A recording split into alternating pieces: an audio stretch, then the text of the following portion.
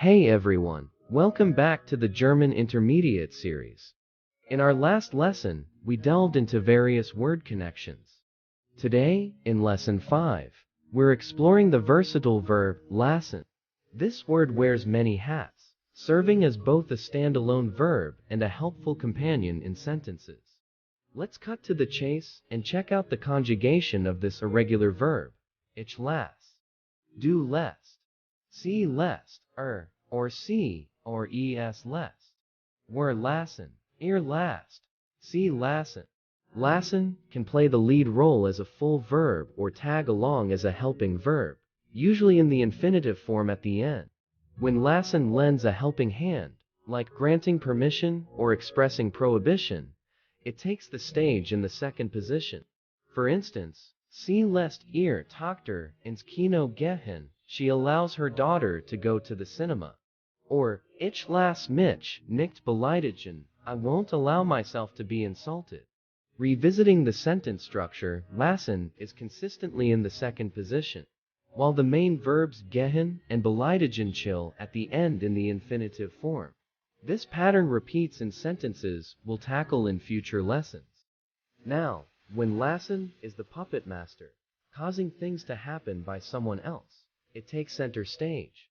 Lässt sich die Haare schneiden, he has his hair cut, or wir lassen uns ein Haus bauen, we are having a house built showcase this delegation of tasks.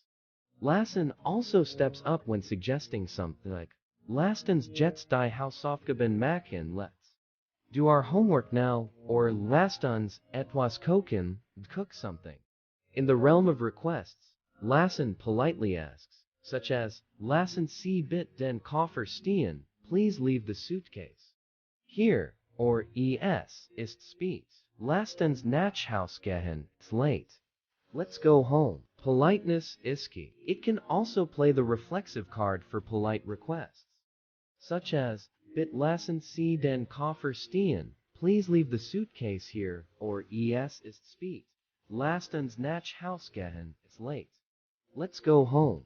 Lassen flexes its muscles reflexively to express possibilities, like, das Fenster lässt sich nicht öffnen, the window cannot be opened.